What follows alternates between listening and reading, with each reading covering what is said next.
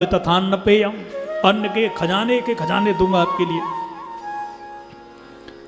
घर बनवा करके दूंगा, रथ दूंगा, घोड़ा दूंगा, सारी की सारी व्यवस्थाएं मैं करूंगा आपके लिए। बामन जी बोले ब्याह करेंगे, बच्चे होंगे, बड़े होंगे, बूढ़े होंगे, मरेंगे, मरने के बाद उनके लिए रोना भी पड़ेगा। बलि बोला महाराज रोने वाले किराए से नहीं मिलते, जिसका जाको मरे सो रोवे, गंगा दास मड़ी में सोवे। बामन जी बोले भले आदमी, हमको रोने की रास्ता दिखा रहा है तू?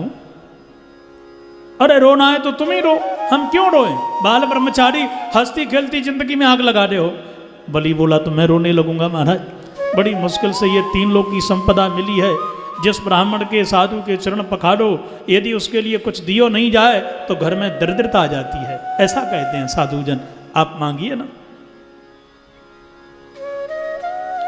बामन जी ने इतनी बड़ाई करी पुरखों की, हिरण्यकश्यप से चर्चा प्रारंभ करी और महिमा गाते गाते अंत में बोले बलि आज तो एक किसान के खेत में बैठ करके हम भजन कर रहे थे, गायत्री जप रहे थे संध्या के बाद में। इतने में किसान खेत जोतने के लिए आ गया और उसने आकर के कहा कि ब्राह्मण के बालक यहाँ से आसन उठा। मैंने कहा कि भैया 108 माला का संकल्प है, पूरी तो कर लूँ एक स्थान पर बैठ करके। स्थान नहीं बदलना चाहिए, स्थान भ्रष्टा न शोभन्ते, आसन स्थान से भ्रष्ट साधु शोभा नहीं देता है, इसलिए मुझे बैठने दो। बलि उस किसान ने मुझे हटा करके ही दम ली। आज मुझे ज्ञात हुआ कि यदि मेरे पुरखों की 3 पैर धरती होती तो आसन लगा के भजन तो मैं कर ही लेता। इसलिए देना चाहते हो तो पदानी त्रीणि दैतेन्द्र सम्मितानि पदा मम, मेरे पैरों से नाप करके 3 पैर धरती मुझे दे दो और मुझे कुछ नहीं चाहिए बस। बलि बोला राम राम राम, बातें इतनी बड़ी बड़ी ज्ञान की, परंतु काम एकदम खोटा। ज्ञान उत्तम, काम बिल्कुल घटिया। और धीरे से बोला महाराज 300 बीघा मांगते, 3 लाख बीघा, 3 करोड़ बीघा मांगते, आप क्या 3 पैर धरती अपने पैरों से नाप करके मेरे से मांग रहे हो? बामन जी धीरे से ही बोले पहले इसी को दे के देख लो। देखो बलि तुम हमारे ठहरे जजमान, और जजमान को चना की भाजी को धीरे धीरे घोंट घोंट के खाना चाहिए। पहले तुम इसी को देख करके देख लो। तो बलि बोला दिया। बामन जी बोले सुन बलि, ऐसे नहीं, तूने हमारे लिए 3 पैर धरती दे दी नहीं, और हमने बात 3 पैर धरती पर भजन कियो, चबूतरा बनायो, हमने मंदिर बनायो, और तेरे बच्चों ने, बच्चों के बच्चों ने, बच्चों के बच्चों ने यदि कहीं दावा ठोक दिया तो मंदिर मस्जिद जैसी लड़ाई प्रारंभ हो गई। बोलो राधे राधे। भैया लिखतम पढ़तम बिल्कुल स्पष्ट होना चाहिए। और देख हम ब्राह्मणों की, संतों की लिखतम पढ़तम जो होती है वो है संकल्प करो तुम, आत्म जल्लो संकल्प करो। जो संकल्प की बात कही शुक्राचार्य जी ने, जो ध्यान किया कि 4 भुजा के श्री नारायण सामने खड़े नजर आए गए। तुरंत बलि को बुला करके बोले सुन, ये कोई ब्राह्मण नहीं है, नंबर 1 का छलिया, मैं जानता हूं उसके लिए। गुरु जी तुम कैसे जान गए? बोले ध्यान के नेत्रों के द्वारा जान गए गुरु जी। देखो जिन नेत्रों से जाने वही नेत्र फूटने वाले हैं। आगे हमारे 4 नेत्र होते हैं, ठीक है ना? 2 नेत्र दुनिया को देखने वाले और 2 दुनिया वाले को देखने वाले हैं। ओघड़े बिमल बिलोचन ही के तुलसीदास जी ने पहले ही मंगलाचरण किया ना, गुरु महिमा गाई। और बाद में श्री काकभूषण जी कहते हैं मर्मी सज्जन सुमति कुदारी, ज्ञान विराग नयन उर्गारी। हमारे हृदय के 2 नेत्र होते हैं। देहाती भाषा में भी हम कभी कभी कहते हैं ना तेरे दोनों फूट गए, कहा ये के भी फूट गए कहा। इसका मतलब 2 हमारे हृदय के भी नेत्र हैं, ये न फूटने पाए। तुलसी और सूर बाबा के, श्री सूरदास जी महाराज के हृदय के नेत्र खुले थे, बाहर के ही तो फूटे थे। ऐसे भगवान की झांकी नित्य प्रति वो गाया करते थे। बोलो जय श्री कृष्ण, जय श्री कृष्ण। ज्ञान वैराग्य के नेत्रों के द्वारा श्री शुक्राचार्य जी जान करके बोले सुन इसको कुछ मत देना, ये विष्णु हैं और कश्यप अदिति के यहाँ बेटा बन के आया है। 1 पैर में ही तेरा बट्टा धार कर देगा, 3 की बारी ही नहीं आएगी, पहले 2 ही तक सीमित हो जाएगा। पर गुरुजी मैंने तो कह दिया, अब तो दूंगा।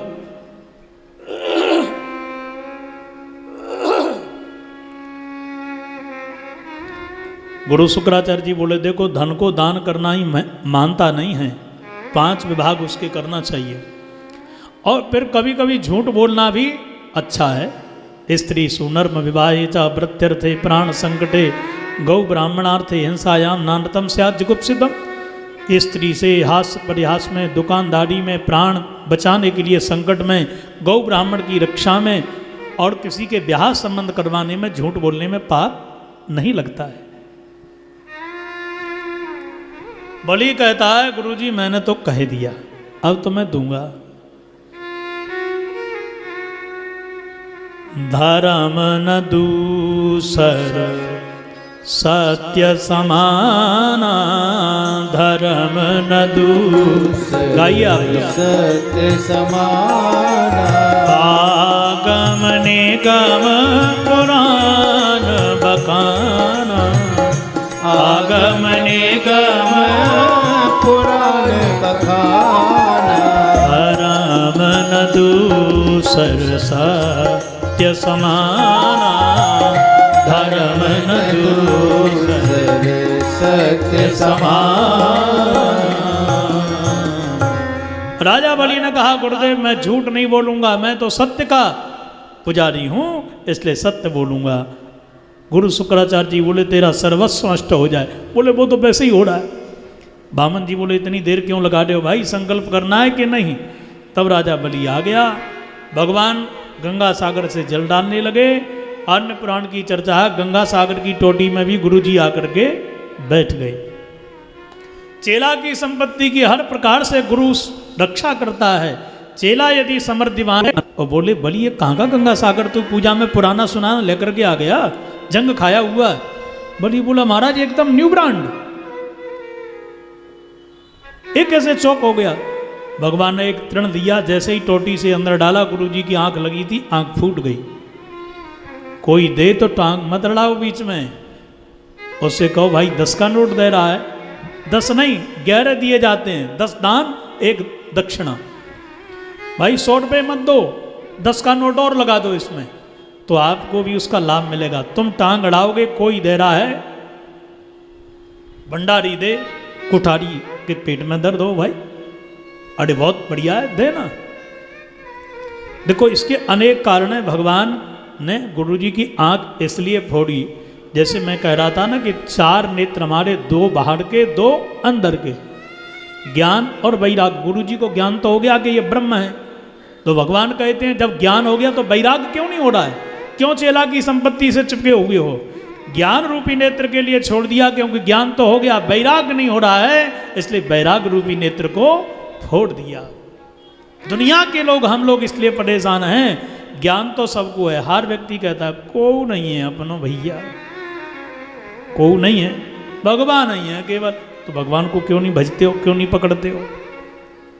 ज्ञान हो गया, वैराग्य नहीं हो रहा है, संसार से नहीं हो रहा है, देह से नहीं हो रहा है। ज्ञान के साथ यदि वैराग्य हो जाए तो सारी की सारी समस्या, सारे का सारा झंझट, सारे के सारे झगड़े स्वतः ही समाप्त हो जाएं। यही माया है। यजमानों को भी ज्ञान है, पंडित जी को भी ज्ञान है, कथावाचक को भी ज्ञान है, संतजनों को भी ज्ञान है, लेकिन फिर भी फंसे हैं। इसी का नाम माया है। बोलो राधे राधे राधे राधे। अरे जोर से बोलो थोड़ा, श्री राधे श्री राधे। अंत में भगवान ने संकल्प करवाया, विराट रूप धारण कर लिया। बड़ी देखते रह गया। एक पैर में 7 लोग नीचे के धरती सहित नाप लिए, एक पैर ऊपर बढ़ाया, सत्य भू भुआ स्वा महाजन तप सत्यम, 7 लोग नाप लिए। ब्रह्मा जी ने चरण धो लिए, उसी से गंगा जी का प्रादुर्भाव होगा।